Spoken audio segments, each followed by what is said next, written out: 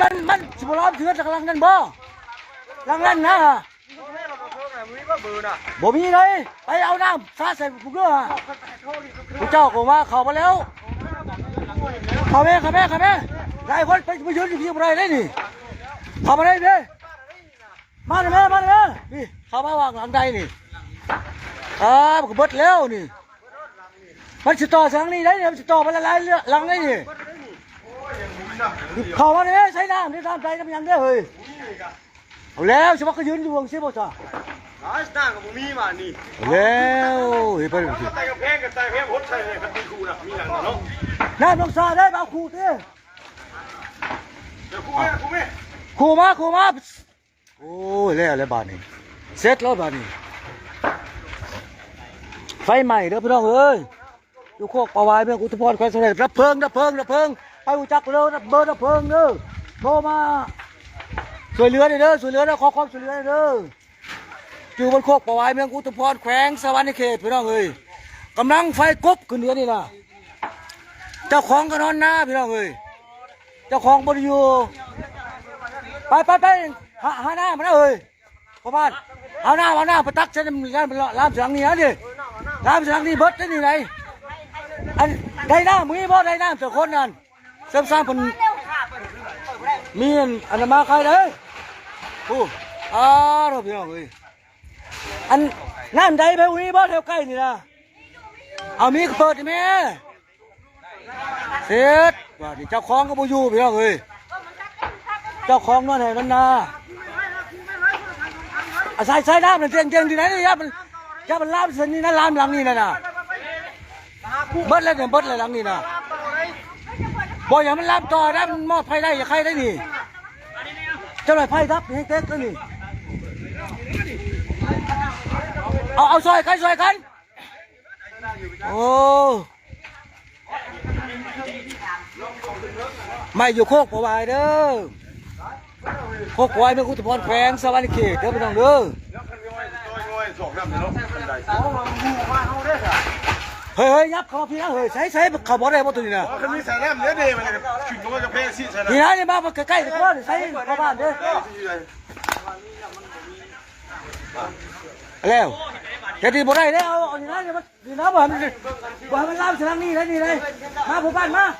อย่ามันลามเสียงนี่นะนี่มันเบิดได้ลามเสียงนี่นะได้เหรอได้เหรอไฟไหมมันตัดเลยไฟตัดแล้วดับแล้วไฟหันไฟหูจักเบอร์ดับเพลิงช่วยเหลือเด้อไฟใหม่อยู่โคกปลาวายเด้อพี่น้องเด้อเมืองอุทุมพรแขวงสมเด็จเขตใหม่แล้วเบิดแล้วหลังนึงนี่กรุณาเด้อไฟหูจักเด้อขอความช่วยเหลือเด้อกำลังกุ้มแห้งนี่สาเหตุบูฮู้เนาะสาเหตุบูฮู้เห็นนี่มันใช่ตัวมันใกล้ๆต่อกันนะเฮ้ยน้ำตรงไส้นะให้ผู้บ้านนะผู้บ้านสร้างงานเอาขู่มาเนี่ยอย่าบอกให้มันต่อสลังนี่นะนี่หลักเขามาหลังนี่เลยเบิดแล้วแถวนี่นะนี่เอาขู่มานี่เอาศาสตร์จากแถวนี่ไปคู่บ่มีดับเพลิงเขาขู่ไปก่อนกรุณาเด้อไปหูจักเด้อส่วนเหลือเด้อไปมาอยู่โคกปลาวายพี่น้องเอ้ยเมืองอุทุมพรแขวงสวรรค์เขตกำลังกุ้มเดี๋ยวนี้เบิดแล้วหลังบักใหญ่นี่นะเจ้าของนี่ยังบูฮู้ยังบูจักอยู่เจ้าของก็นอนหน้านี่มาหลายคนนี่นะใส่ยับล้ามหลังนี่นะนี่ศาสตร์หลังนี่ศาสตร์หลังนี่นี่เลยใส่เขาพี่ใส่ขาบุเยี่ยมนี่ผมจำล้ามพี่น้ำน้องซาหันไว้ใครมันนี่มอดว่างโตไม่สิล่ามมันเดี๋ยวมันล่ามมาใส่หลังนี่เดี๋ยว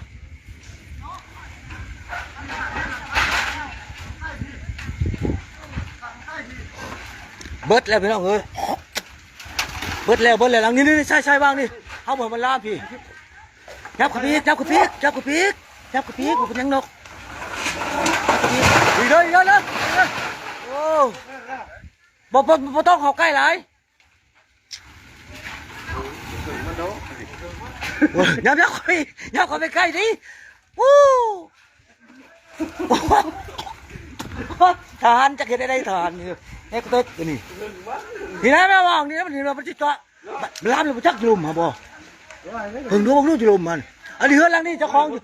เฮือนหลังนี่ใช่เจ้าของเฮือนหลังนี่นะอย่ามันล้ำมันนี่นะล้ำไปหลังนี่นะดีนะ ใหญ่บ่นะน้อยจับ เขามาถอกวางบอลมันล้ำฟังนี่นี่ เดี๋ยวก็แพง เนาะ เนาะ ก็แพงนี่นะมันไม่ก็แพงเลยนี่อันนั้นนะ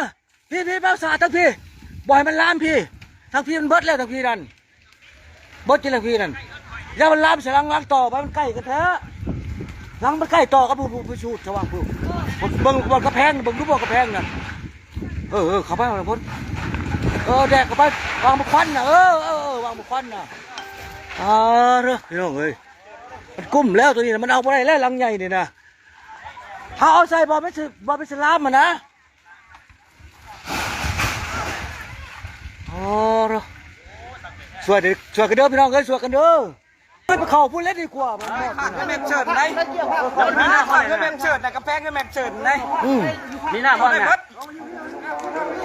มันไกลโพดนี่ไพ่บุกเทิงนี่ไปเข้าได้เข้าทั้งนั้นนะเข้าไปหมดจะโตมันสลามมันนะเขาจะมันลามนี่นะดีนี่นะ ถ่ายเอานะ พอคืนก็เลยพรเนาะคนอายุทั้งหลายลงมาเนาะ พี่น้องเบิดคักอลีพี่น้องเอ้ยหลังนี่เดี๋ยวบนเรือยังเด้อหลังนี่เด้อเบิดเลยหลังนี่บนเรือยัง ล เด้อง มาเนาะบ่อนึงอ่ะเรียกเนาะจะให้ลงมาเนาะลงมาวางไปสลามเลยเฮ้ย นี่คือไม่คือว่ายังไม่ โอ้เจ้าของก็ยังบ่ฮู้สัมภาษณ์ดิก็ต้องมันไฟรัดวงจรเลยบอกว่าสิมันเดาอื่นคนบ่อยู่เนาะได้พี่น้องเด้อเจ้าของเพิ่นฮักก็มาตะกี้ก็บ่พาวุ้ยพากล้าเข้าได้เพราะเจ้าของบ่อยู่ดิตัวนั้นเด้อเข้าไปยังอ่ะ ข้างตู้เย็นนะมั้ง เบิ่งดูซอยกันวางตัวนั้นน่ะแกะมาตัวนี้แกะตัวนี้เอาได้เอาเลยขับได้คนเครื่องมันตัวนั้นเด้อช่วยกันไม่เจ้ายังใส่ได้อยู่พี่จักหัน ดึงออกมาอย่าระเบิดนะ มีระเบิดบ่ เอามันอันนี้ โอ้พี่น้องเอ้ยเจ้าของเพิ่นฮักมาฮักกับไข่ฮักงัดประตูเขาเพราะได้รถไฟฟ้าคันนึงพี่น้องเอ้ยบ้านคือดูเบิดเลยกันเนาะพี่น้องเนาะก็เป็นตะความช่วยเหลือคือกันมันเบิดเลยเด้อันนั้นข้อตีนะพวกขอเอาตักซีน่ะได้แฟน1 2แฟนเขาแล้วนี่อินทองมาหลังนี่เบิดเลยหลังนั่น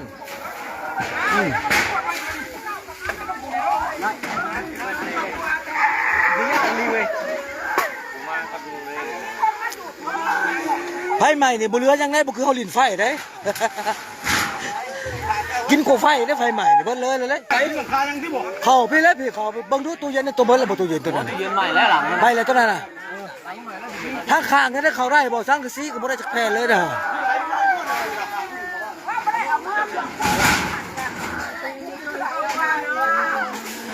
ถือมือประสบเจ้าของเฮือนนอนนาพี่น้องเอ้ย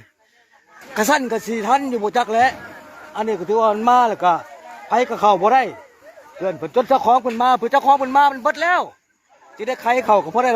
รถถีบไฟฟ้าคันนึงการก็สิเบิดเลยแล้วบ่ทันยังเลยแล้วเป็นรถเป็นล่างเป็นตู้หยอกตู้เย็นตู้แช่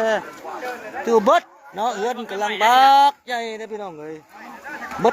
บิดหลายล้านพี่น้องเอ้ยเบิดยาที่รามน่ะก้าวปลอดภัยจุดรามนี่ทางแจ๊นี่บ่ติดไฟฟ้าหลังนึงเบิ่งเด้อต้นเทิงนี่เลย เนาะบ่ท่องอ่ะเนาะสี่ถึงเก้านั่นบอกแกจะมาขังนั่นจะบอกลูกจังบอก พอแล้ว ขังนั่นเลย พอแล้วเว้ยไปข้างนั้นเด้อข้างนั้นเด้อกวดไปข้างนั้นแต่ข้างมันสิลามไปฮะ อันนั้นเงินลูกถาวโบผู้เนาะ เข้าก็บ่ได้เนาะคนนี้เจ้าของอยู่ตรงอยู่หน้าบ่เถือนไปก็ได้ ดูก็ล็อก สิไปเข้าทางนั้นครับบ่มีทางเข้า ว่าตรงนั้น อยากเข้าอันเดินเฮือนก็เข้าบ่ได้บ้านนี้บ่มามือเดียวนี่บ่นี่น่ะมาคู่มือบ่จะเข้าน่ะ จังไงบอกมาเขาบอกว่า คู่มือนะมาคู่มือบ่คู่มือนะ มามาบ่ได้คืนแล้วว่ะหัก2 คืนบ่บ่ได้มาแต่นอนเทือนนี่ เราเว้นนี่ก็มาจอกคือแล้ว โอ้ยจอเป็นนี่มันบ่ทันอันนั้นนั่น มาตอนทำงานเลยใช้มันหมด ปกติแล้วเจ้าของเพิ่นบ่ได้ป้าพี่น้องเอ้ยเพิ่นก็ได้ฮะกับป้าคืนนี่คืนนี่กับคืนวานนี่บ่ซ่องดูทางในน่ะเฮ้ยเป็นยังไงน่ะไข่เบิดแล้วบ่ไข่น่ะ บ่ได้ออกแล้วเหรอโตหินออกได้บ่โตหินออกได้บ่โตหินวางนี่ นี่ก็มีคนมาด้วยนี่เนาะ โย่ยังตัวเล็กบ่เลย มันได้อยู่ ยังหา